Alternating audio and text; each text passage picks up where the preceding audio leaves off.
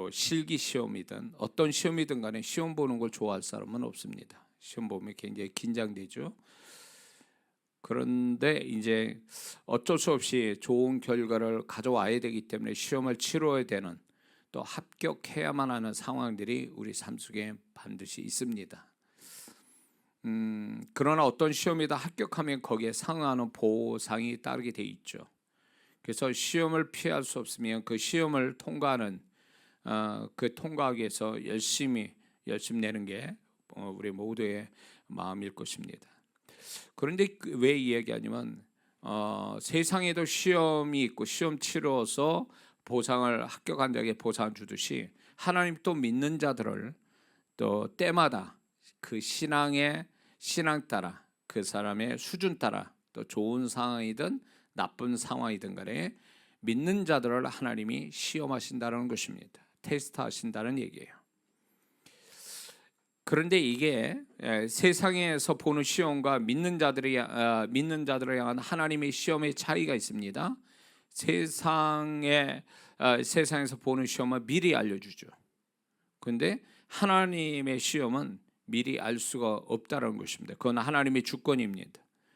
시험을 받았을 때에 비로소 알게 된다라는 얘기입니다.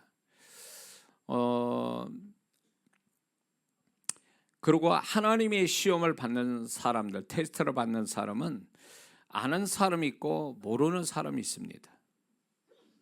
그래서 알고 하나님의 시험을 잘 알고 그 시험이 무엇인지 알고 하나님의 뜻대로 가면 그 시험이 시련이 될 수도 있지만 그것은 결국은 하나님의 축복을 가져오는 과정이 될 수 있습니다. 그래서 예수 믿는 사람이 하나님이 시험이 있다는 걸 모르는 사람도 부지기수입니다. 하나님이 우리를 시험하신다는 것을 축복만 하시는 줄 알지, 하나님이 은혜만 주신다는 걸 알지, 하나님이 나를 테스트하신다라는 것에 대해서 알지 못한 성도들이 많다라는 거죠. 제 삶에서도 지금까지 살아오면서도 저도 이 하나님의 시험이 나에게도 있다는 걸 새까맣게 모르고 살았습니다. 삶이 좋든지 나쁘든지. 그래서 이 좋으면 좋은 대로 하나님께 감사하고 안 좋으면 안 좋은 대로 하나님을 찾는 것, 그게 전부였지, 이게 하나님이 우리의 삶을 가지고 나를 테스트하신다라는, 시험을 치르게 하신다라는 이 개념을 가지지 못했습니다. 많은 성도분들이, 목사님 저도 그렇게 생각했다면 많은 성도분들도 이 부분에 대해서 전혀 모를 수 있다라는 것입니다. 그래서 이 말씀을 함께 나누어져야 할 이유가 여기 있는 것입니다. 예수 믿으면 누구나 다 어린아이든 나이 먹은 분들이든 간에 그 사람의 수준에 맞게, 그 신앙에 맞게 때 따라서 하나님이 시험을 치른다는 것입니다. 그래서 이 시험을 하나님이 치르는 것들을, 어떤 부분을 시험 치르는 줄 알고, 그리고 그걸 준비하고 그거를 하나님이 기대한 대로 시험을 잘 치르면 반드시 하나님은 그 시험 잘 치러서 하나님으로부터 합격을 받으면 세상과 같이 그만한 보상이 뒤따르게 된다는 것입니다. 예를 들어서 욥을 보세요. 욥이 시험을 받았습니다. 그 시험이 복합적인 시험이었는데 자신이 잘못한 것도 아닌데 시험을 치르게 됐습니다. 그것이 결국은 자신에게는 어처구니 없는 사건이었지만 자식 잃고 재산 잃고 질병 걸리고 마누라가 자기 편이 아니고 욥의 편이 아니고 정말로 냉정한 다른 사람보다 못한 사람이 돼버리고 이런 과정을 겪게 되죠. 그러나 결국은 욥이 이 하나님의 시험인데 이게 시련으로 나타났는데 이것이 결국 욥은 성공하게 되죠. 신앙이 성공이 되고, 그리고 그는 다시금 하나님께 이 시험에 합격함으로 인해서 갑절의 축복을 받게 됐다는 것입니다. 자녀를 되돌려 받게 되고, 이런 어떤 하나님의 축복이 있다는 것입니다. 근데 이게 믿지 않는 세상 사람도 시험 치르며 가듯이 예수 믿는 사람도 한 사람도 예외 없이 하나님의 시험을 치른다라는 것입니다. 근데 궁극적으로 하나님이 우리를 시험하시는 것은 시험을 불합격시키려고 시험을 치르는 게 아니라 합격해서 새로운 축복을 주시기 위해서 하나님이 시험을 우리에게 허락하신다는 것입니다. 믿습니까? 그래서 예수 믿는 사람은 세상 또 시험 합격하면 그만한 보상이 따르듯이 믿는 자도 하나님이 시험을 치르실 때, 우리를 시험을 하실 때, 테스트 하실 때 그것이 무엇인지 알고 합격함으로 인해서 우리의 생애가, 우리의 삶이 하나님의 축복으로 더 점프할 수 있는, 더 확장이 되는, 더 축복이 되는 이런 일들이 있어야 될 줄로 믿습니다. 자, 그렇다면 하나님은 믿는 자의 어떤 부분을 시험하실까요? 그것은 첫 번째는 신명기 8장 2절에 하나님이 이렇게 말씀합니다. 모세를 통해서 말씀합니다. 내 하나님 여호와께서 이 40년 동안에 너로 광야의 길을 걷게 하신 것을 기억하라. 이는 너를 낮추시며 너를 시험하사 내 마음이 어떠한지, 이 광야에서 일어난 것들에 대해서 좋은 일이든 좋지 않는 일이든 네 마음의 상태를, 그 마음의 상태를 내가 시험해 봤다라는 것입니다. 우리는 이걸 분명히 알아야 됩니다. 하나님께서 우리가 좋은 일을 만나든 그렇지 않으면 반대적인 일을 만나든 간에 하나님은 그 상황의 사건을 주목하시는 게 아니라 그 사건과 상황을 맞이하는 믿는 자의 심령을 먼저 들여다보신다는 것입니다. 그 심령의 상태가 과연 그게 하나님께 영광이 되고 하나님이 기뻐하실 만하고 하나님이 원하는 심령을 가졌는가 안 가졌는가를 하나님이 이거에 주목하고 있다는 것입니다. 그래서 하나님은 그 마음의 상태를 따라서 그 사람을 판단하신다는 것입니다. 마태복음 20장 보면 포도원 품꾼의 비유가 납니다. 마음 좋은 주인이 새벽부터 해서 품꾼을 부르는데 1시간 퇴근 1시간 앞두고도 종을 뽑습니다. 품꾼을 뽑아서 일하게 됐는데 그 마음씨 좋은 주인이 1시간 일한 자에게 하루치 품삯을 줍니다. 왜 그 사람부터 줬을까요? 왜 그 사람부터? 여기는 주인의 마음이 곧 우리 하나님의 마음인데 1시간 일한 사람의 그 마음이 어떠할까요? 5시까지 자기를 뽑아줘서 일을 시켜줄 사람을 기다리는 그 품꾼의 간절한 마음이 통해서 주인이 그를 뽑아서 포도원에 넣었을 때에 과연 이 포도원 품꾼은 정말로 그런 보상을 바라고 일을 했을까요? 전 그렇다고 보지 않습니다. 이 1시간 일하고 하루치 품삯을 기대하는 것은 이거는 정상이 아니죠. 다만 주인의 눈에 들어서 일을 이렇게 하는 그 자체만으로도 감사히 여기고 열심으로 기쁨으로 그 일을 했을 겁니다. 그러므로 여기 주인의 1시간 일한 자부터 품삯을 주고 그를 먼저 품삯을 줬다는 얘기는 기준이 일의 양을 기준으로 삼은 게 아니라 일하는 태도의 기준을 먼저 삼았다라는 게 이게 중요한 거예요. 여기에 주님이 우리에게 강조하고 싶은 말, 그것이 바로 이겁니다. 많은 일을 했다는 게 중요한 게 아니라 네가 어떤 마음을 가지고 신앙생활하느냐, 네가 어떤 마음 가지고 지금까지 신앙생활했느냐, 네가 그 일을 했느냐를 하나님은 그게 더 중요하다라고 여기에서 계시하고 있는 거죠. 그러므로 12시간을 일한 사람보다도 1시간 일한 자가 주인의 입장이 볼 때는 그가 더 앞선 자요, 그가 더 품삯을 먼저 받을 만한 가치가 있고 그 사람이 귀하다고 생각했던 것처럼 주님도 그렇게 하신다는 거예요. 얼마나 많이 했느냐가 아니라 어떤 마음 가지고 했느냐, 그 마음이 하나님 앞에 합당하면 그 사람이 먼저 된 사람이라는 것입니다. 그래서 그 사람이 1시간 일한 자를 하루치 품삯을 줬습니다. 그것은 결국 그가 먼저이고 하루치 품삯을 줬다는 건 그가 1시간 일한 것이 하루치 일할 만큼의 가치가 있다, 주인의 마음에 들게 했다라는 의미에서 주인은 일방적으로 하루치 품삯을 주지요. 근데 그 먼저 온 사람들은 그러면 더 받을 줄 알았다고 그랬어요. 근데 더 받지 못하고 하루치 품삯을 받으니까 원망했다, 주인은. 이걸 통해서 더 받을 줄 알고와 원망했다는 이거를 통해서 그들의 마음 자세가 얼마나 잘못됐는지를 그 주님의 비유 속에서 지적하고 있는 것입니다. 은혜로 여기지 않고 빛으로 여겼다, 받을 몫으로 여겼다라는 이 태도가 결국 주인의 마음을 상하게 하고, 주인이 볼 때는 한 시간 일한 자보다 못한 품꾼으로 보게 된 것입니다. 여기에 주님의 시각이 있어요. 신앙사 오래 했다고요? 그리고 뭐 이렇게 저렇게 뭘 많이 했다고요? 과연 그게 주님 앞에 그만한 충분한 상을 받을 만한 가치가 있는 거냐는 거예요. 그래서 신앙사 오래 했다는 사람들 이거 조심해야 됩니다. 과연 하나님 앞에 갈 때 내가 그렇게 긴 시간 많은 일을 한 것이 하나님이 그것을 다 보상해 주실 거냐라면 절대 그렇지 않다고 보는 겁니다. 하나님이 우리를 사랑해서 독생을 주셨다 그랬어요. 하나님이 세상을 사랑해서 사랑했다라. 그분은 이성적으로 판단하신 게 아니라 감성적으로 판단하신 거죠. 그래서 예수 그리스도까지 주신 하나님이에요. 그분이 이성이 앞선 하나님이라면 예수 그리스도를 이 땅에 주실 이유가 없는 거예요.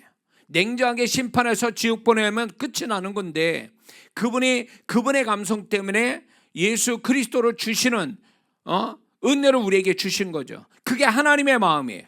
근데 예수님 통해서 그걸 또 나타내시죠. 비유를 통해서도. 그렇기 때문에 신앙생활은 결국은 우리가 얼마나 그 마음이 행위보다 크고 그 마음이 행위보다 얼마나 하나님을 감동시키냐에 따라서 그것이 결정난다는 거예요. 믿습니까? 그러므로 마음 없이 하고 잘못된 동기라고 그러고 마음의 악함을 가지고 일한 건 하나님이 계산 안 하신다는 거예요. 이게 아주 하나님 판단은 정확해요. 그래서 하나님 앞에 뭐 봉사하든 아니면 예배드리든 기도하든 뭘 찬양하든 간에 마음이 담겨지지 않는 채 하는 것은 하나님 앞에 그건 외면당하고 계산이 안 된다라는 걸 아셔야 돼요. 우리는 그냥 내가 행위를 가졌으니까, 이만한 영적 행위, 신앙 행위를 가졌으니까 하나님이 알아서 축복하실 거야? 그렇지 않다라는 거죠. 어떻게 그렇지 않은 줄 아세요?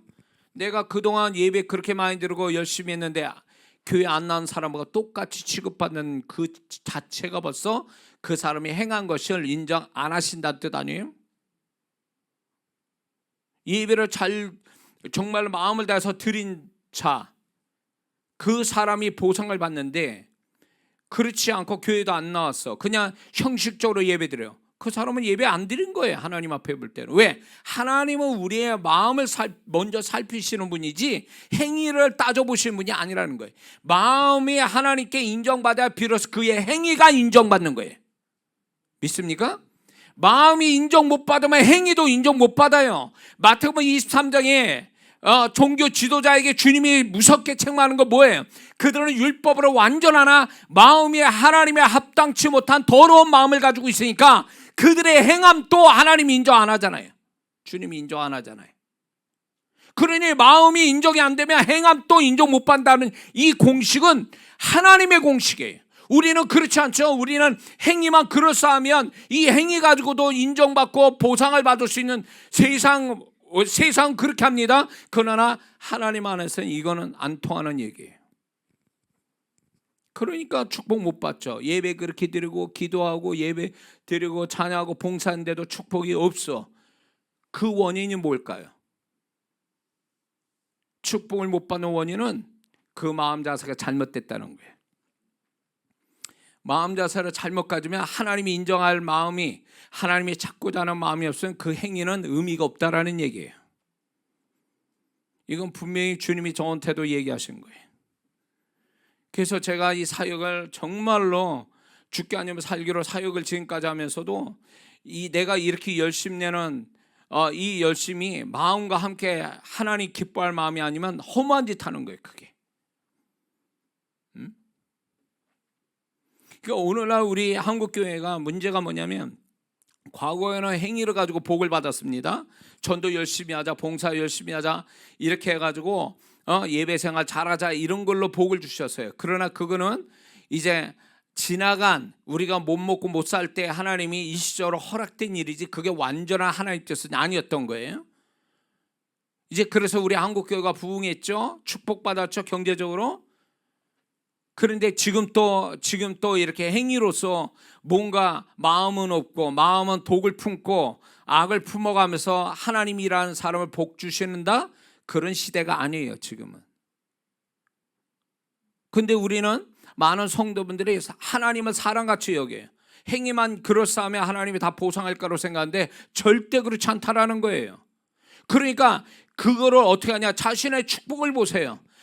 소자에게 냉수 한 그릇 주는 것도 상을 주신 하나님이 내가 그거보다 더한 예배드리고 봉사도 하고 기도도 하고 찬양도 하고 뭐 섬김도 하는데 왜 나한테 축복이 없는가? 그거는요, 마음이 하나님께 합당치 않아서 그래요. 마음이 인정을 못 받으니까 행위조차도 인정 못 받는 거예요. 분명히 알아야 돼요. 하나님은 사람같이 여기면 안 됩니다. 포도원 품꾼의 비유를 통해서 왜 주인의 그 모습이 곧 우리 주님의 모습이에요. 주님의 마음이란 말이에요. 짧게 일하고도 하루치 품삯을 받을 만한 심령을 가진 자, 하나님이 이런 자를 원하시는 거예요. 이런 자가 앞에 있는 자라고, 이런 자가 존귀한 자고, 이런 자가 복을 받은 자라고 얘기하시는 거예요. 긴 시간 많은 일 했다고 복을 받는 게 아니에요. 사이즈 크게 일했다고 하나님의 복 주시는 것도 아니에요. 제가 이렇게 수많은 목회자들이나 성도들을 만나보면 이 부분이 명확하질 않아요. 그냥 하니까 하는 거예요. 자기 직분 받으니까 그 직분에 맞게 그냥 하는 거예요. 근데 그 심령을 보면 껍데기만, 몸만 움직이고 있어요.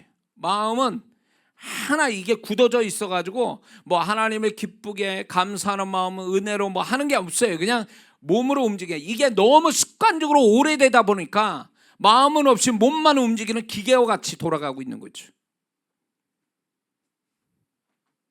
예배도 그렇게 드려요. 오랫동안 습관적으로 드리니까 그냥 자동이야. 교회 나오는 건 자동이에요.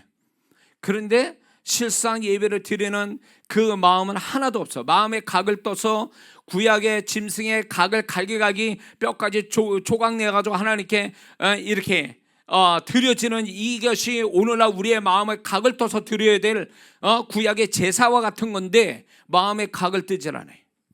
마음은 닫아놓고 하나님께 예배드린다고 찬송한다고 기도한다고 그래요. 그 예배를 하나님 정말 흠량하실까요? 감성적인 하나님 앞에 흠량이 될 거냐, 그 얘기예요. 응? 마음이 굳어진 상태에서 교회 와가지고 입만 가지고 몸만 가지고 하는 그 예배는 하나님 받지 않으세요. 그러니까 감동이 없겠죠. 성령의 감동이 없겠죠. 하나님의 축복이 성령을 통해서 나타나는데 그 성령님의 역사가 나타나지 않는다는 거죠. 하나님은 우리의 삶을 이렇게 허락하시죠. 좋은 일이든 나쁜 일이든 허락하세요. 그런 걸 통해서 내 마음이 어떻게 그걸 대응하고 있는지, 우리는 잠깐 슬퍼하고 화도 나고 분노할 수 있고 뭐 여러 가지 감정적인 마음이 있을 수 있어요. 그러나 주님이 그거 가지고 얘기하시는 게 아니라 그런 상황, 좋은 상황이든 나쁜 상황이든 그게 계속 그 마음 상태가 안 좋은 게 계속 간다면 이게 문제가 된다는 거죠. 응? 좋으면 교만해지고 하나님 무시하고, 안 되면 또 하나님 원망하고 불평하고 좌절하고. 그러니까 그런 마음에서 하나님이 뭘 가지고 영광을 받으신다는 거예요. 하나님이 많은 사람들이 이런 분이 있어요. 막 기도하고 뭐 이렇게 해가지고 문제가 해결되고 축복을 받았습니다. 근데 그 축복을 받았다고 자랑하는데 제가 그분을 알아요. 중간에 어떤 태도로 보였는지 하나님 앞에, 하나님 앞에 정말로 불경스럽게 하나님이 기뻐할 수 없는 마음을 가지고 계속 그냥 그런 마음 가지고 그 문제를 대하고 있는 거죠. 하나님은 결과를 가지고 영광을 받으시는 게 아니라 과정을 통해서 영광 받으시는데, 과정이 엉망인데 과정에서 하나님 영광 가렸는데 무슨 그 결과 가지고 하나님께 감사를 한다는 거예요. 과정이 벌써 하나님을 불쾌하게 만들었는데.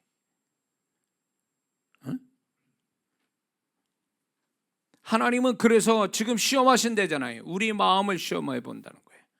좋은 일이든 나쁜 일이든 그걸 가지고 우리 마음의 상태를 시험해 보신다. 그 마음의 시험, 마음을 시험하시는 것에 합격이 돼야 하나님의 은혜와 손길이 더 풍성히 나타나는데, 하나님이 찾고자 하는 마음은 없고 불쾌하게 만드는 사람이 그래서 문제가 더 길게 가고 바랐던 축복은 나타나지 않는 이유가 여기 있다는 거죠. 하나님이 원하는 마음을 갖지 못해서. 이해가 되십니까? 자, 그래서 하나님은, 세상은 행위로 사람을 판단할 수 있지만 하나님의 행위로 판단하는 게 아니라 마음부터 보시고 그 마음으로 판단하신다는 거죠. 그 마음이 하나님을 기쁘시게 하면 그 행위도 하나님이 인정하고 축복하세요. 그러나 마음에, 하나님 보실 때 마음이 하나님 기뻐할 수 없는 거라면 그 행위도 기뻐할 수 없다라는 거죠. 두 번째, 하나님이 우리를 뭘 시험하는가? 출애굽기 16장 4절 5절을 보면, 때에 여호와께서 모세에게 이르시되 보라, 내가 너희를 위하여 하늘에서 양식을 비같이 내리리니 백성이 나가서 일용할 것을 날마다 거둘 것이라. 이같이 하여 그들이 나의 율법을 준행하나 아니하나 내가 시험하리라. 여섯째 날에는 그들이 그 거둘 것을 준비할지니 날마다 거두는 것에 갑절이 되리라. 그래서 하나님이 양식을 주는 걸 정말 믿는가? 그리고 이 6일째 가서 이틀째 양식을 주시는 하나님을 정말로 그걸 믿느냐는 거예요. 그 말씀에 정말로 준행하는, 정말로 그 말씀을 믿고 순종하는 자인가를 하나님이 시험해 본다는 거예요. 말씀을 시험해 봅니다. 이게 굉장히 중요합니다. 지금 저와 여러분들이 살아가면서 자충우돌 우왕좌왕 막 살아가는 것 같아도 우리의 삶의 모든 것들이 좋은 일이든 나쁜 일이든 하나님 말씀하고 연결돼 있어요. 믿습니까? 하나님의 말씀을, 그 말씀하고 연결이 돼서 그 말씀이 위로도 되지만 그 말씀으로 책망도 하고 그 말씀으로 또 하나님께서 그 말씀을 믿느냐, 그 말씀에 순종하느냐를 하나님의 말씀을 가지고 우리를 판단하신다는 겁니다.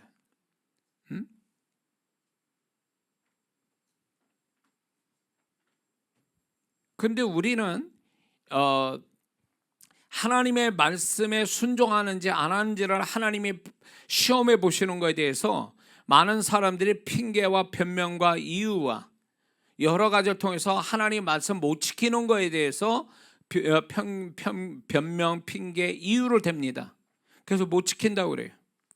근데 또 어떤 사람은 이게 말씀의 시험인지도 모른 채 자기 기분대로 상황 따라 사람 말 따라 움직여버려요. 말씀하고 상관없이. 그러니까 믿는 자들이 자신의 삶의 모든 것들이 하나님하고 말씀하고 연결되어 있음에도 불구하고 말씀을 아예 무시해버려요. 꼭 뭐가 아니면 주님이 우리와 함께 삶 속에 24시간 같이 계신다는 걸 알면서도 실제에 가서는 믿지 않는 것과 똑같은 거죠. 교회에서 말씀은 알지만 그 말씀이 자기 삶하고 연결을 시켜서 하나님이 시험하신다는 것을 깨닫지 못하는 거죠.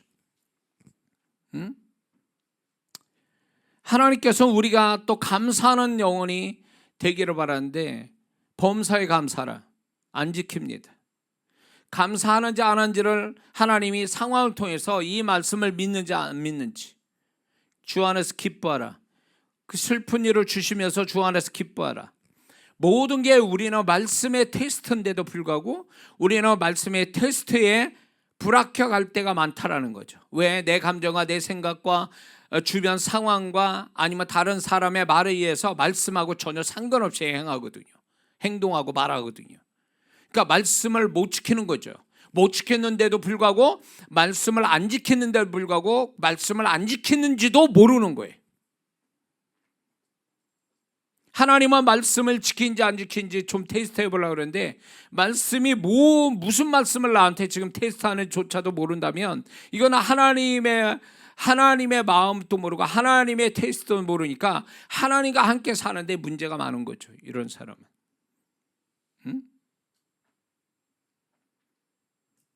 내가 믿음이 부족하여 믿음이 없어서 자꾸 뭔가 믿음 없는 행동을 하고 이런 것들에 대해서 주님이 믿음을 테스트해 보려고 이 말씀을 믿는지 안 믿는지, 이 말씀 붙들고 순종하는지 안 하는지를 하나님은 기다리고 있고 살펴보고 있는데 믿음 없어요. 믿음 없고 그냥 계산으로 하고 상황 따라 흘러가 버리고 이렇게 하니까 하나님이 얘가 말씀을 믿고 해보나 안 하나 기대를 하는데 항상 기대하는 것만큼 하지 못하는 거죠. 그러니까 하나님은 실망하는 거예요. 혹시나 했는데 역시나가 돼버린 거죠. 하나님의 말씀을 지킬 때 그 말씀을 지킨 걸로 하나님을 영화롭게 하는데 말씀을 지킨 게 없는 거예요. 말씀을, 내 상황에 말씀을 어떻게 적용해야 할지를 모르는 거죠. 예수님이 십자가에 달리시면서까지도 말씀을 응하게 해서 그 말씀, 내가 목마르다 하면서 신포도주를 마시는 이 과정이 다 구약에 예언된 말씀이고 그거를 이루시고 있는 거거든요. 그 고통 가운데서도 말씀을 기억해서. 근데 우리는 우리의 상황 속에 어려움이 있을 때 그 말씀을 기억합니까? 말씀이 기억나서 그 말씀 때문에 위로가 되고 그 말씀이 저절로 순종이 되고 그 말씀 때문에 힘이 되고 이렇게, 그래서 그 말씀에 또 내가 상황과 상관없이 순종하게 되고 이렇게 말씀이 기준 삼아서 살아가느냐는 거예요. 많은 성도들이 성경을 암송을 하고 성경을 아는데 실제로 자기 삶에 성경을 적용하는, 말씀을 적용하는 사람이 얼마나 되냐 말이에요. 그러니까 말씀에 대한 하나님의 테스트를 그 말씀의 테스트라고 생각하는 거예요. 세상 일은 세상 일이고 말씀은 말씀이라고 생각하는 거예요. 근데 하나님은 지금 뭐라고 말씀합니까? 네가 율법을 지킨지 안 지킨지 내가 시험한다고 했잖아요. 그 광야 생활할 때 이스라엘 백성들은요 그냥 일상이에요. 그들의 일상. 양식을 만나러 양식을 먹고 6일째 가서 이틀치 양식을 구하고 이런 모든 자신의 일상에서 하나님 말씀을 지킨지 안 지킨지를 확인해 보려고 했다는 거 하나님이. 그렇다면 우리에게도 동일한 거 아닙니까? 좋은 일이든 나쁜 일이든 간에 그거에 통해서 하나님이 우리를 말씀을 지키는지 안 지키는지 확인해 보시려고 하는 거 아니냐 말이에요. 우리가 주의를 지키거나 말씀의 명백한 말씀을 우리가 그 말씀을 따라 살아야 되는데 그렇지 못한 상황들이 발생됐을 때, 정말 반대적 상황이 왔을 때 나는 말씀에 의지해서 나는 그 말씀대로 순종하고 나는 행하겠습니다 이렇게 하는 사람이 얼마나 될까요? 말씀을 못 지키는 상황이면 하나님 아시죠? 내 사정 이러면서 그냥 안 지키면서 지나가 버리는, 그게 분명 하나님께서 말씀을 지키는지 안 지키는지 보고 계시는데도 불구하고 그런 것들을 생각지 않냐고 자기 생각대로 상황 따라 흘러가 버리는 말씀에 실패한 자들이죠. 그러니까 말씀에 실패를 하니까 결국 말씀의 축복을 못 보는 거예요. 이 사람이 말씀을, 그 상황에 맞게 말씀을 붙잡고 가면 반드시 그 말씀대로 하나님이 역사하시려고 준비하고 계시는데 말씀을 의지하지 않습니다. 말씀을 찾지도 않아요. 그러니까 말씀의 축복은 없는 거죠. 시험에 불합격한 거죠. 말씀을 아는 게 중요한 게 아니라 말씀을 믿고 그 말씀대로 순종하는 게 중요한 거예요. 믿습니까? 말씀을 아는 게 중요한 게 아니라 말씀을 믿고 순종하는 게 중요하다는 거 잊지 말아야 될 줄 믿습니다. 세 번째, 하나님은 우리에게 뭘 시험하십니까? 창세기 22장 1절과 2절에 하나님이 아브라함을 시험하시려고 그를 부르시되 아브라함아 하시니 그가 가로되 내가 여기 있나이다. 여호와께서 가라사대 내 아들 내 사랑하는 독자 이삭을 데리고 모리아 땅으로 가서 내가 내게 지시하는 한 산 거기서 그를 번제로 드리라. 하나님을 시험하셨습니다. 25년 걸쳐서 믿음을 하나님께 테스트 받고 합격해가지고 이삭의 자녀를 주셨는데 그 자녀를 번제로 드리라는 거예요. 하나님이 주신 것을 다시금 나한테 되돌려라. 우리의 삶 속에도 이게 있다는 거예요. 하나님이 분명히 주셨는데 그거 주신 것을 하나님이 감동이나 부담이나 어떤 영적 근심을 통해서 이런 거를 너는 나에게 바쳐라 이렇게 하는 경우가 있을 수 있다라는 거예요. 저도 그런 경우가 많이 있었거든요. 여러분들도 아마 그거 있을 거예요. 그럴 때 이거는 하나님께서 하나님이 주신 것들을 과연 하나님께 되돌릴 수 있는 그런 사람인가에 대한 테스트라는 거죠. 왜 그렇게 하실까요? 하나님이 결국은 빼앗아 가려는 게 아니라 하나님이 주신 것을 하나님보다 더 소중히 여기는 우상과 같은 것들을 없애기 위해서 하나님이 주신 것이 우상이 될까봐 주신 것을 다시금 하나님께 되돌리라고 하는 하나님의 시험이거든요. 많은 사람이 하나님이 축복을 주셨는데 그러면 하나님을 더 존중하고 귀하게 여겨야 되는데 하나님이 주신 축복을 더 귀하게 여기는 거야. 하나님 존재보다 하나님이 주신 축복을 더 귀하게 여겨 그것을 우상으로 만들어 버린다면 하나님은 반드시 이렇게 하신다는, 시험하신다는 거예요. 네가 나를 더 소중히 여기냐, 이 축복을 더 소중히 여기냐, 그걸 테스트해 보신다는 거죠. 축복이 우상이 되냐 안 되냐, 이거를 하나님이 시험해 보시는 거죠. 그래서 저도 그런 경우가 있었지만 하나님보다 더 동급으로 두던가 하나님보다 더 소중히 여긴 건 다 우상이에요. 그래서 하나님이 그 우상을 깨기 위해서 너는 그거 바쳐라 이렇게 얘기하시거든요. 근데 오늘날 많은 성도분들이 자기 마음속에 우상을 가지고 하나님 말씀도 무시하고 하나님 존재조차도 그 자기가 가지고 있는 우상 밑에다 두고 하나님을 섬겨요. 그러니까 제한적인 거죠. 그러면 하나님께서 그의 마음속에 하나님이 이 우상과 같은 축복을 우상처럼 여기는 이거에 대해서 하나님이 반드시 테스트하는데 이거를 하나님이 이 테스트에 불합격한 자는 우리는 알아야 됩니다. 하나님이 이렇다고 해서 이 시험을 끝내지는 않습니다. 우리가 분명히 알아야 됩니다. 하나님은 우리를 시험하시되 한 번 가지고 시험하시는 게 아니라 죽을 때까지 우리를 시험하세요. 다양한 방법으로. 안 되면 될 때까지. 안 되면 될 때까지. 하나님은 왜 그렇게 하실까요? 우리가 하나님 앞에 더 존귀한 자, 어떤 그 무엇보다도 하나님 앞에 존귀한 자로 하나님의 존재값이 높은 자로 만드시기 위해서 어쩔 수 없어요. 이 시험을 치르게 하신다는 거죠. 이런 여러 종류의 것을 결국은 죽을 때까지 우리를 계속 때마다 시험하시는 거예요. 그래서 합격해서 더 존귀한 자로 만들어 가시는 거죠. 근데 많은 그리스도인들이 기초 과정도 못 뛰는 거예요. 기초적인 하나님의 시험조차 통과를 못하니까 그 시험에 계속 난이도를 높여가면서 그를 더 하나님 예수 그리스도로 닮는 데까지 우리를 이끌어가는데 이 난이도가 있는 시험에 전혀 합격을 못하는 거죠. 신앙생활 20년 30년에도 기초 과정도 못 뛰는 성도들도 있다라는 거예요. 그가 장로가 돼도 소용없어요. 20년 30년 했다고 신앙생활 잘했다고 그 사람이 하나님께 존재값이 높은 자도 아니라는 거예요. 하나님이 이 시험에 잘 통과한, 난이도가 높을수록 시험을 잘 통과한 자가 하나님께 존귀함을 받는 건데, 존귀함 받은 것만큼 하나님의 축복을 주시는 건데, 이런 축복을 받는 성도가 얼마나 될까요? 이건 직분하고 상관없어요. 연수와 상관없어요. 영적 체험, 능력 상관없어요. 하나님의 시험은 누구나 다 이거를 다 시험을 치르시고, 그리고 치루어도 그게 평생 죽을 때까지 계속 시험은 때마다 생겨서 난이도를 높여가신다는 거죠. 어느 정도까지 와 있습니까? 난이도로 볼 때 상중하로 간단하게 한다면 여러분 스스로가 생각해 봐야 돼요. 하나님이 시험하시는 것이 그게 느껴져요? 발견이 돼요? 깨달아집니까? 그래서 그 시험에 합격해서 정말 하나님이 그거에 대한 보상을 받아본 적이 있냐고요. 이게 간증이 돼야 되거든요. 실은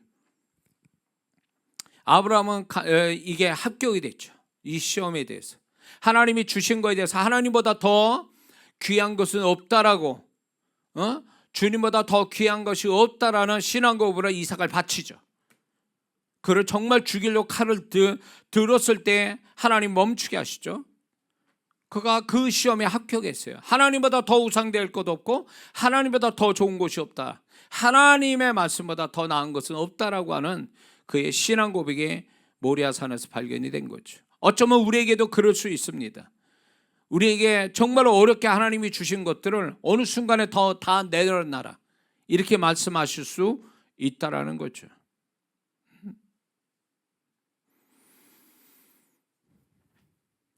그래서 많은 성도분들이 이제 하나님 앞에 이 시험에 대해서 합격을 잘하는 자는 결국 하나님께 드리기를 기뻐하는 자들이죠. 이 시험에 불합격한 자들은 뭐냐? 계속 하나님께 받기만을 원해요. 드릴 건 없어요. 하나님께 드리는 것도 인색하게 드리고 받는 건 엄청 받기를 바라요. 이 사람은 불합격자예요. 하나님이 주신 것만큼 시험한다는 거 아세요? 주시는 것만큼. 그러면 여러분들이 하나님께 받은 것들만큼 하나님이 시험하는 거 여러분이 알고 계십니까? 그걸 시험하는데 모른 척하고 계산이 벌써 돌아와서 손해볼 것 같으니까 멈추고 있다가 그냥 하나님 내가 바라는 것들만 달라고 하는 그런 신앙이라면 그 사람은 이 시험 통과 못한 사람이에요. 그러니까 하나님이 더 큰 걸 못 주시는 거예요.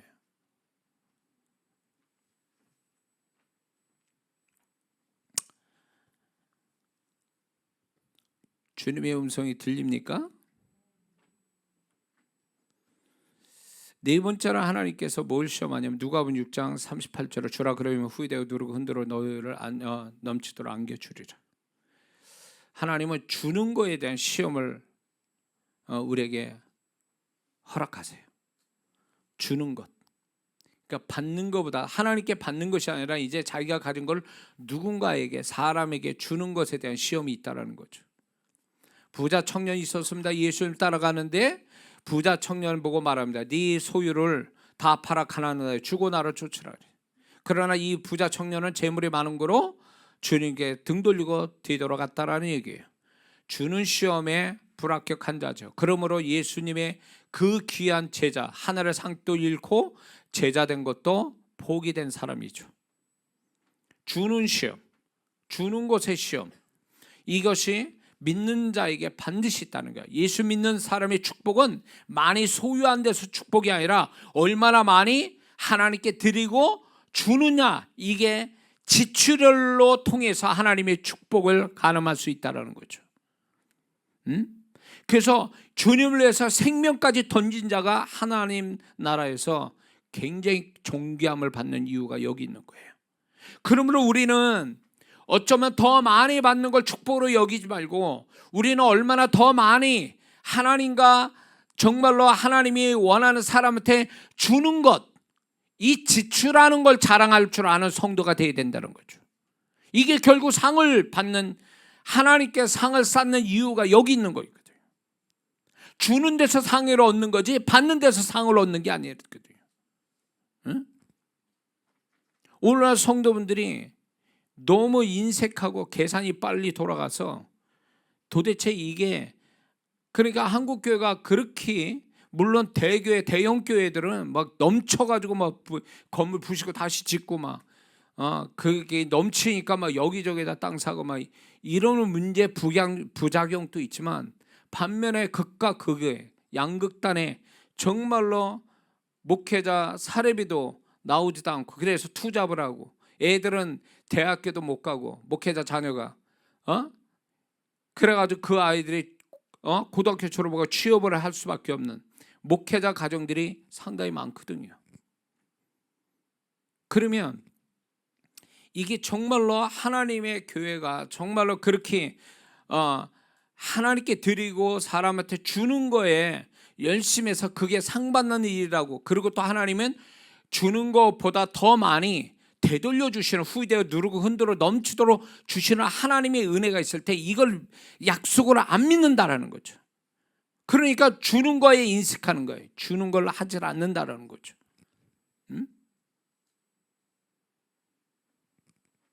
그러니까 한국 교회가, 작은 교회들이 부흥을 못해요.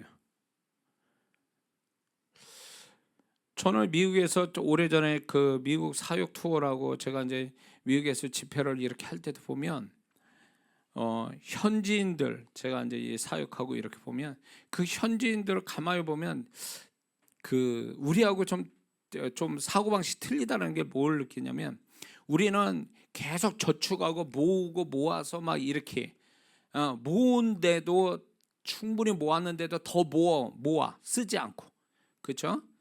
예? 어느 재벌은 그냥 그렇게 돈이 많은데도 다 떨어지니 20년 30년 구두를 신고 다녔다, 이런 일화도 있는데 그만큼 안 써요. 한국 사람은 뭔가 더 모아놔야 돼. 모아야 마음 편하고, 모아야 그게 부자고, 모아야 이게 뭔가 나는 잘 살았다 이렇게 생각하는 사고방식이 있는데, 제가 이제 거기서 집회를 하면서 느끼는 거는 이 사람들은 안 모아요. 이렇게 보면은 한 달 한 달씩 살아요. 그래서 한 달 월급 받으면 그거 다 써요. 그리고 그 다음 달 또 월급을 또 받을 거니까 그걸 또 살고, 좀 더 우리하고 개념이 달라요. 쓰는 것을 아주 과감하게 써요. 이게 너무 써서 그게 소비 성향이 커서 문제도 되긴 하지만, 그런데 이런 분들이 이제 제가 집회를 이렇게, 제가 집회 현지인 집회도 하고 현지인 집회에 제가 참여도 하고 이래 보면은 헌신을 얼마나 잘하는지 몰라요.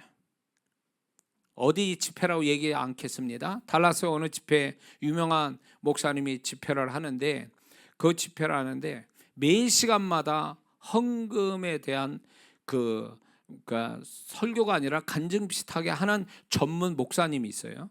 그분이 나와서 헌금에 대해서 강조합니다. 매 시간마다 얘기해. 그리고 헌금을 하도록 해서 그 헌금이 보니까 지금도 그럴 거예요. 보면은 카드 해서 이렇게 헌금도 하게 만들어요. 그러니까 헌금할 채널이 많아. 그리고 매 시간마다 헌금을 강조해. 우리 한국 사람 같으면 어떻게 얘기할 것 같아요? 욕 아주 대바가지로 먹습니다. 그 사회에서 끝나는 거예요. 종친 거예요. 그렇게 되면. 근데 그 사람들은요, 참 놀라운 게, 제가 가는 데만 그런지 몰라도 헌신하니까 막 겁 없이 막 그냥 매 시간마다 헌금해. 매 시간마다 카드 쓰고, 막 매 시간마다 수표 꺼내서 쓰고 헌금하고. 전 그걸 보면서 미국 교회가 빨리 부흥하고, 하나님이 뭔가 교회들을 빨리 부흥해서 하나님 일을 크게 할 수 있는 그 기본이 바로 이런 거예요. 그들은 기독교 정신으로 인해서 이렇게 주는 거에 대해서 굉장히 기부 문화가 잘 돼 있는 거죠. 그게 잘 돼 있어가지고 헌금도 엄청 잘해요. 그러니까 이게 사역이 커질 수밖에 없어. 근데 우리 한국 교회는 이게 사역이 클 수가 없어. 대형 교회 아닌 이상에는 사역이 못 커요. 그래서 사역을 해야 되는데, 제가 이 사역에도 이 정도 온 것도요, 제가 뭐 그런 거 재정을 얘기를 안 하니까 얘기 안 하는데, 안 하면 이제 안 해요 또 사람들이. 근데 이게 분명히 하나님의 사역을 커가는 데 있어서 분명히 재정적 필요가 있는데도 그 얘기를 하면요 벌써 이상한 눈으로 봅니다.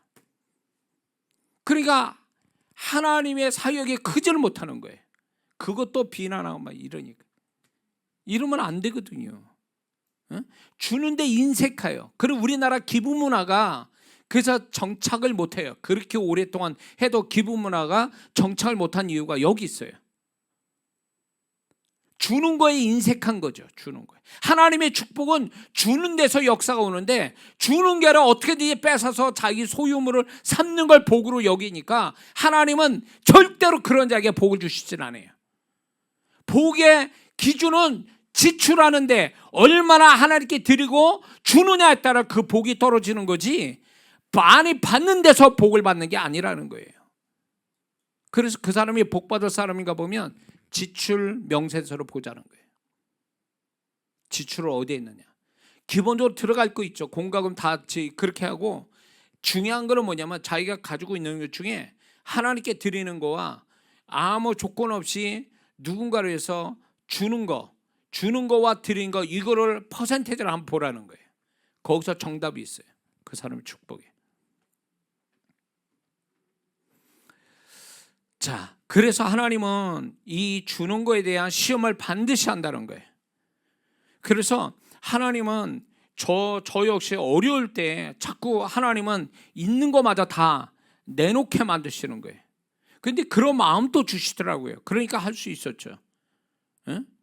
그래서 지금도 마찬가지, 하나님께서 뭔가 저한테 요구하면 그 마음까지 주셔서 기쁘게 드리고 줄 수 있게 이렇게 하나님이 이끄시더라고요. 주는 데서 더 많이 받는 거지 받는 데서 더 많아지는 게 아니에요. 주는 걸 통해서 하나님이, 주는 데서, 주는 자는요, 드리고 주는 자는 하나님이 직접 복을 주신다는 약속이에요. 이걸 시험하신다는 거예요. 다섯 번째는 요한복음 6장 6절에 빌립에게 이르시되 우리가 어디서 떡을 사서 이 사람들을 먹게 하겠느냐 하시니 이렇게 말씀하시면 친히 어떻게 하실 것을 하시고 빌립을 시험코자 하십니다. 무슨 시험이에요? 빌립이 가진 믿음을 시험하는 거죠. 근데 빌립은 계산을 얘기하고 있죠. 주님은 믿음을 요구하고 있는데 빌립은 계산을 가지고 주님께 얘기하니까 주님이 더 이상 얘기를 안 하시죠. 상대를 안 하시죠. 그러므로 하나님은 우리가 믿음으로 풀어갈 수 있도록 믿음에 관한 사건을 우리의 삶 속에 주시거든요. 계산으로 풀어야 될 게 있고 믿음으로 풀어야 될 게 있어요. 그래서 우리의 인생은 두 가지로 나와요. 그 상황 자체가 두 가지예요. 구분하면 계산 풀고 믿음으로 풀고. 근데 많은 사람들이 계산을 잘 푸는데 믿음으로 풀어야 될 사건을 주실 때는 믿음으로 쓰지 않으니까 그 문제를 계속 해결이 안 된 채 계속 가는 것들을 경험하게 되죠.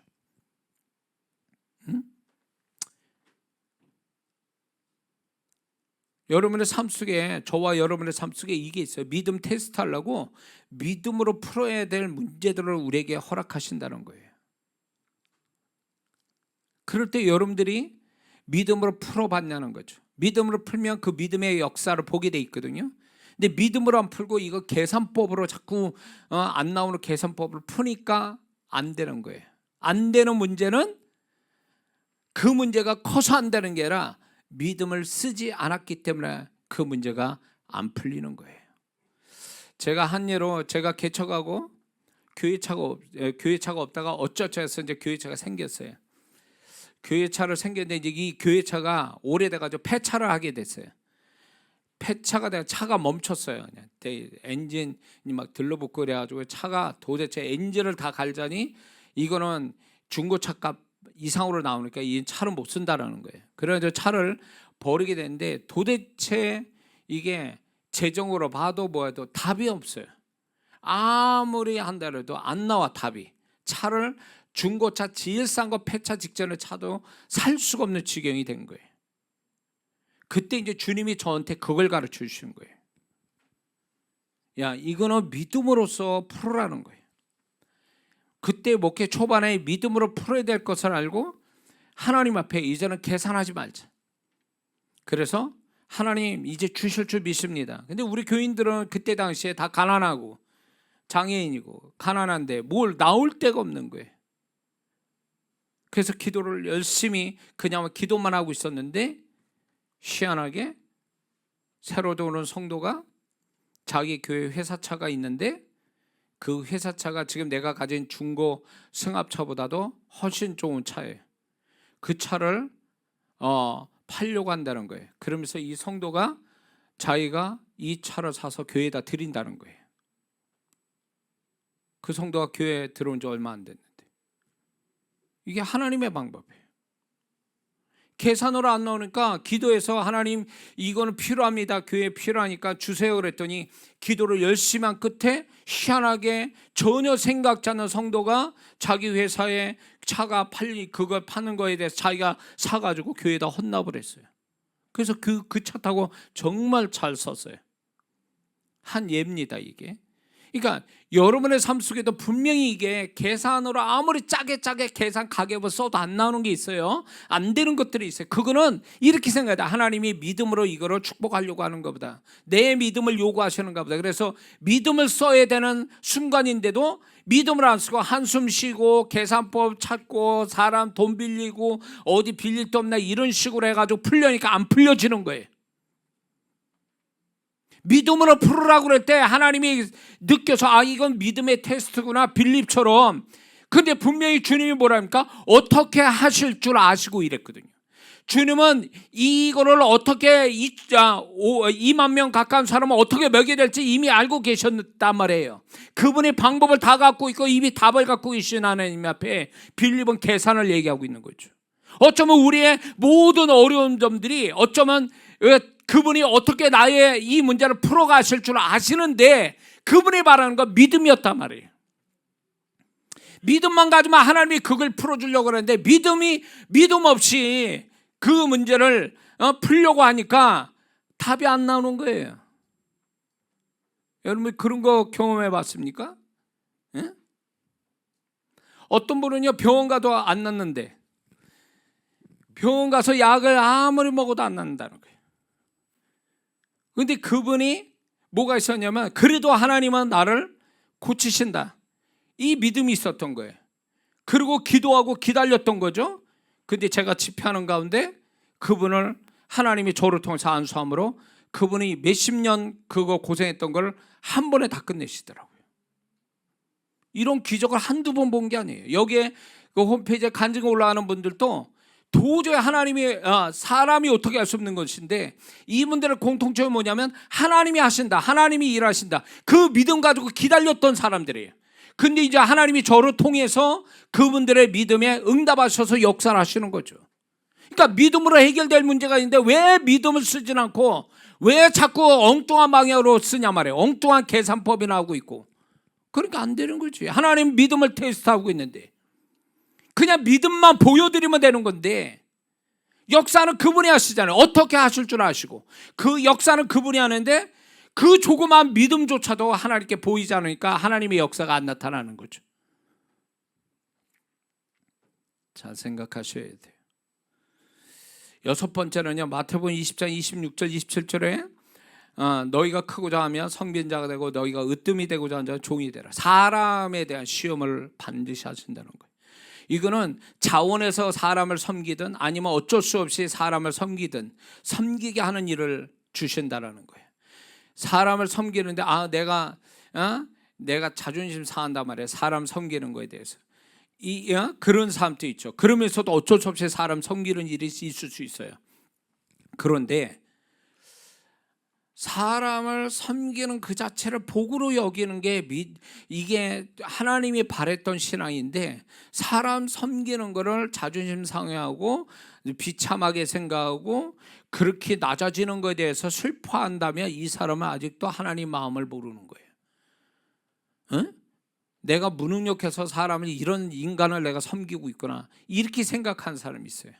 그래서 어떻게든 사람으로부터 탈출하려고 가진 방법을 다 쓰는데 이 사람은 잘못 생각하고 있는 거예요. 하나님은 사람의 축복을 주시기 전에 사람에 대한 테스트를 먼저 하신다는 거예요. 사람을 섬기는 테스트를 통과해야 하나님이 사람의 축복을 주시는데 사람을 섬기는 테스트에 불합격하면 그 사람은 사람의 축복을 못 받는다는 거예요. 자신이 감동돼서 자원을 하든 아니면 어쩔 수 없는 상황에서 사람을 섬기든 개떡 같은 사람을 섬기더라도 이 모든 것들이 사람을 섬기면 이 상황 다 하나님이 허락했으니 이렇게 잘 섬기면 언젠가는 하나님께서 사람 축복을 주실 건데 그런 약속을 믿지 않아요. 하나님의 계획을 믿지 않아요. 어떻게 되지? 편하고 사람으로 해서 자존심 상하고 상처 안 받으려고 어떤지 피해 도망 다녀요. 그러면 그때는 편하지 몰라도 그 사람은 사람 축복을 못 받습니다. 예수 믿는 사람의 7, 80%의 축복은 사람으로부터 오거든요. 근데 사람 축복을 못 받아요. 섬기는 자가 되지 않으니까. 섬기는 자가 되지 못하니까 사람이 축복이 없는 거예요. 응? 사람으로부터 섬김을 받는 게 축복이 아니에요. 세상 그렇게 보지만 예수 믿는 사람은 섬기는 데서 축복을 받는 거예요. 그 섬김 자체가 축복은 아니에요. 그 섬김으로 인해서 하나님이 사람 축복이 온다 그 얘기예요. 그렇다면 하나님이 또 이런 게 있어요. 정말 인간 같지 않은 정말 왜 하나님이 이런 사람 붙여서 나를 고생시키는가 이런 사람도 있을 수 있어요. 그런데 이렇게 어려운 상대, 어려운 사람을 정말로 섬기는 그 사람은 반드시 그것만큼 사람 축복이 다른 사람보다 훨씬 많은 사람 축복이 옵니다. 이건 틀림없어요. 응? 내게 어려운 그 사람, 내가 정말 진짜 이 사람 때문에 내가 인생 못 살겠다 이런 사람일지라도 하나님이 허락해서 내가 최선을 다해 섬긴다 그러면 이 사람이 안 바뀌어도 하나님은 그 섬긴 그 자를 네가 고생했다 사람 통해서 그걸로 인해서 하나님이 사람 축복을 보상을 하시는데, 이게요 보상이 그 사람의 소위 말해서 자손까지 자녀까지 복을 주세요. 자녀가 복을 받아요. 자녀가. 에? 그래서 섬기는 일을 기뻐하셔야 돼요. 눈물 나도 이 약속을 믿고 섬기면 그 사람은 틀림없어요. 사람한테 높임 받으려고 하는 사람, 사람한테 낮아지게 됩니다. 하나님은 사람을 섬기는 자에게 복을 주시지 사람으로부터 높임 받고자 하는 자로 복 주신 적이 없어요.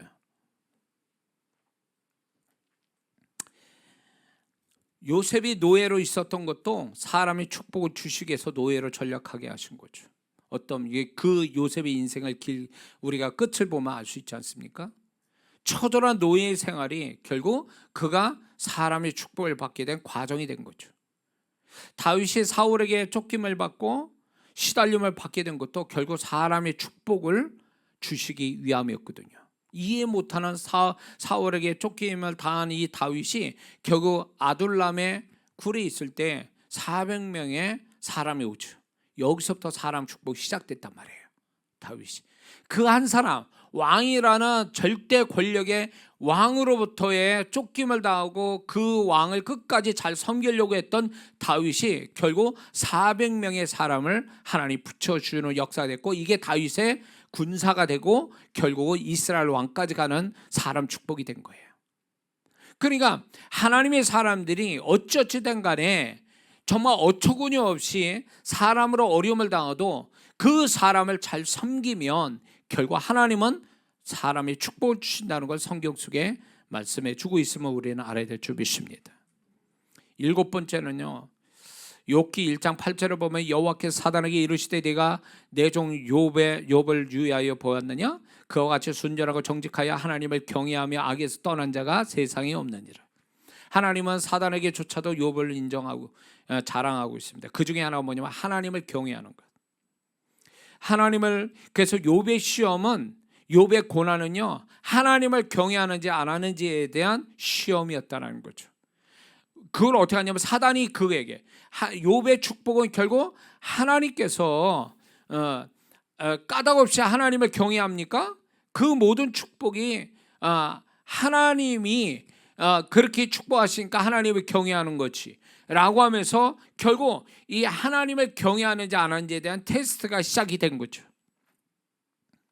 아브라함도 마찬가지죠. 아브라함도 보면은 그가 이삭을 바치죠. 그런데 창세기 20장 12절을 보면 하나님 이렇게 말씀합니다. 하나님이 내가 내 아들 내 독자라도 내게 아끼지 아니하였으니 내가 이제야 내가 하나님을 경외하는 줄을 아노라.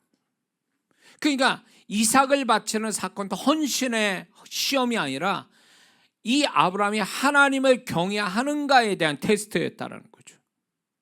욥이 39장 9절을 보면 욥이 이런 얘기합니다. 보디발의 아내의 유혹에 대해서 이 집에서는 나보다 더 큰 이가 없으며 주인이 아무것도 내게 금하지 않았어도 금한 것은 당신뿐이니 당신은 자기 아내임이라. 그런즉 내가 어찌 이 큰 악을 행하여 하나님께 득죄하리까. 이게 뭘 얘기해요? 요셉은요 이 죄악을 이기게 된 그 비결이 하나님의 경외함이에요. 이 경외함이 영적 은사와 함께 바로의 총리까지 가게 된 거예요. 그러니까 하나님을 결국 이렇게 하나님의 어떤 그 경외하는지 안 하는지를 이런 식으로 시련을 통해서 우리를 테스트한다. 유혹, 사단의 유혹을 통해서 그걸 또 테스트하신다는 거죠. 그러므로 우리 마음속에 하나님을 존경하고 두려워하는 마음이 있는가 아닌가를 하나님은 테스트해 보신다는 거죠. 거기에 합격하면 하나님이 거기에 맞는 하나님이 또 축복과 존귀함을 받게 되어 있죠. 그러므로 하나님은 이렇게 우리에게 7가지를 우리에게 시험하신다는 거예요.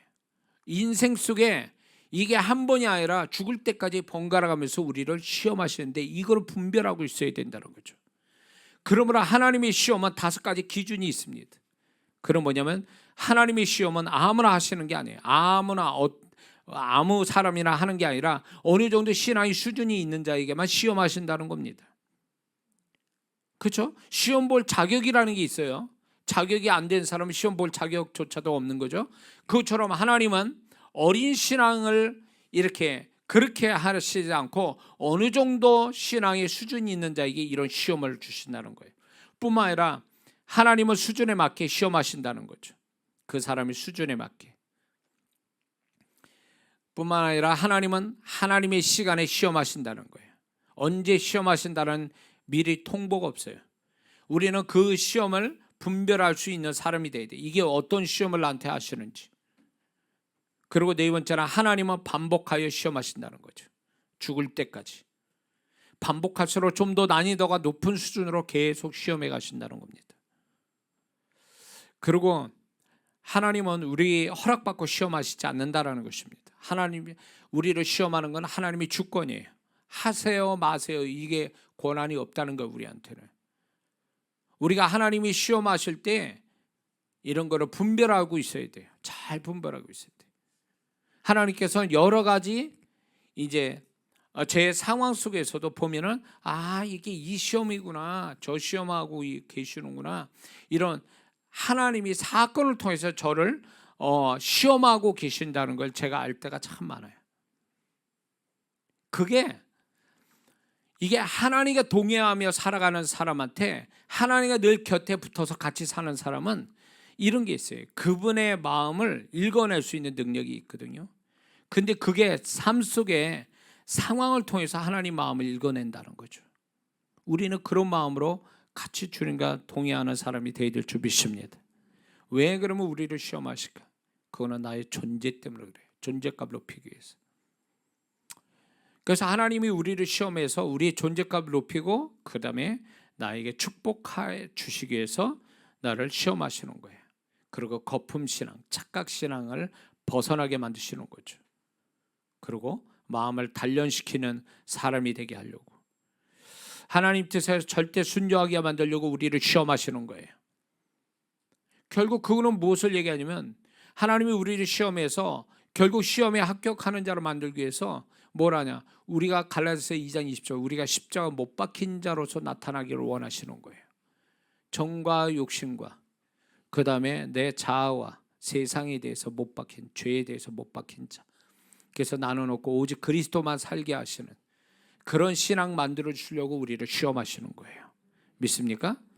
그러므로 하나님이 시험에 합격하면 하나님이 계획된 축복을 그에게 허락하시는 거예요. 축복은 거저 오는 게 아니에요. 하나님의 시험을 통과한 자에게만 하나님이 주신 것들이에요. 그래서 하나님의 이 시험들을 우리가 분별하기 위해서 늘 주님과 소통하는 사람이 되어야 돼요. 주님께 항상 묻고 살아야 돼요. 다윗처럼. 그러면 그 주님께 묻고 답을 얻고 이러는 가운데 그분의 마음을 알게 되고, 그분이 나의 삶 속에 어떻게 함께 하시고 그분이 이런 시험하는 것들에 대해서 이제 어떻게 되냐, 이거는 오해 없이 들어요. 제 자랑이 아니고 교만이 아니고 그냥 감각적으로 알게 돼요. 그냥 감각적으로 딱 알게 돼요. 이게 이 시험이구나, 저게 저 시험이구나, 딱 그걸 알게 되죠. 그러면 뭐가 오냐면 다른 때보다도 이게 너무 중요하다, 이거 잘 판단하고 처리하지 않으면 이거는 축복도 없고 결국 이거를 잘 내가 합격하지 못하면 지지부진하게 가서 아무 일도 안 일어나고, 이게 정말로 잘 하나님 원하는 대로 풀면 이게 합격이 돼서 하나님이 새로운 차원의 은혜를 주실 거라는 게 이게 그냥 본능적으로 오게 돼요. 자, 우리는 혼자 사는 사람들이 아니에요. 그리고 하나님을요, 우리가 천국 가서나 만나고 교회 와서야 만나는 하나님이 아니시란 말이에요. 그분은 우리 교회 생활하는 것보다 훨씬 더 많은 시간, 교회 바깥의 시간 속에 그분이 함께 하셔서 우리의 삶이라는 게 있잖아요. 중환자실에 들어가서 드러놓는 사람 아닌 이상에는 우리가 발을 가지고 두 발로 가지고 살아가는 동안에는 분명히 사건이 있을 거고 상황이 있을 건데 그 속에 하나님의 7가지 시험이 있다는 거죠. 이 시험에 합격하는 자가 돼야 되는 거예요. 합격해야 내 신앙, 내 존재, 내 어떤 삶의 축복이 레벨이 올라가게 돼 있는 거예요. 만약에 내가 살아가는데 내 삶이 지지부진하고 맨날 어제가 오늘 같고 오늘이 또 내일 같을 것 같은 삶이 온다면 분명히 그 이유 중에 하나가 뭐냐면 하나님이 시험에 불합격해서 그런 거예요. 불합격하니까. 어떤 분이 나이 드신 분이 운전면허 보는데 뭐 백몇십 번을 그렇게 해가지고 시험 봐서 합격했다는 분이 있어요. 그분은 시험을 치렀는데 백몇 번씩 시험 치렀는데 불합격하니까 차를 운전을 못하는 거죠. 돈만 쳐드리고. 그것처럼 우리가 하나님이 우리를 시험하려고 하는 것들에 대해서 불합격하니까 계속 더 이상 그 레벨에 올라가지 못하는 거예요. 이게 합격이 돼야 새로운 차원의 하나님의 손길, 하나님의 음성, 하나님의 손길을 보내는데 이게 시험을 불합격하니까 계속 그 자리에 머물고 있는 거죠. 그러니까 삶이 지루하게 가는 거예요. 뭔가 나아지는 게 없어. 왜? 하나님의 7가지 시험에 한 가지라도 통과를 해야 뭔가 거기에서 하나님의 손길이 더욱 나타날 텐데 7가지 시험에 하나도 통과 없으니까 계속 불합격하니까 삶이 그대로 어제가 오늘 같고 오늘이 내일 같이 돼버리는 거죠. 이해가 되십니까? 그러므로 우리는 이제 그분과 함께 살아가는 삶인데 그렇다면 그분이 아무 생각 없이 그냥 곁에 그냥 서 있는 분이에요? 액세서리처럼? 아니에요. 그분은 우리 인생의 주관자요, 주체자요, 리더자요, 결정권자란 말이에요. 그러면 그분과 우리가 함께 사는데 그분이 생각 없이 우리와 함께 하시는 게 아니라 내 생각보다 더 깊은 생각 가지고 내 인생을 이끌어 가시거든요. 그 중에 하나가 이거예요. 하나님의 시험. 그분의 시험. 왜? 우리를 축복하려고. 우리 존재를 축복하려고. 그럴 때 저와 여러분들은 눈치채야 돼요. 세상에서도요, 눈치 없으면 욕먹죠. 비난받죠. 사람들한테 버림당합니다. 눈치가 없으면. 그것처럼 영적인 눈치가 있어야 돼요. 하나님이 어떻게 하는지 이 삶 자체를 하나님이 나의 삶을 이끌어간다는 이 신앙이 먼저 돼야 되는 거예요. 이게 돼야 하나님은 주관해 가신다. 이런 것들을 해야 그분을 의식하고 있어야 이게 영적인 눈치가 있어가지고 거기서 캐치가 되는데 이게 주님이 내 삶을 이끌어 가신다는 이 신앙이 아니니까 이게 눈치가 없는 거예요. 영적인 눈치가 없으니까 세상 눈치나 보고 사람 눈치를 봤지 이게 주님의 눈치를 보면서 그분의 의도대로 흘러가지는 못하니까 삶이 나아지는 게 없는 거예요. 지금부터라도 올해 여러분들이 저와 여러분들 살아갈 때 이거 예언의 말씀 내가 이방 나라들 내 앞에서 쫓아내 내 지경을 높이 이게 그저 거저 오는 게 아니거든요. 이게 되어지려면 하나님의 테스트에 이 7가지 중에 테스트 중에 하나만 통과해도 하나님이 이 약속을 지켜주실 거예요. 믿습니까? 거저 오진 않아요. 구원은 거저나 축복은 구원받은 다음에 축복은 거저 오지 않아요. 그만한 하나님이 인정할 만한 한 가지라도 있어야 하나님의 축복이 그 다음에 오므로 여러분들이 하나님이 평생 우리 7가지 테스트하는 것에 순간순간 그 테스트에 합격하는 자. 그래서 모든 레벨이 적어도 올해 끝에 가서는 지금보다 레벨이 높은 어떤 축복, 은혜, 손길이 있길 또 존재가 되기를 주의 이름으로 축원합니다. 기도합니다.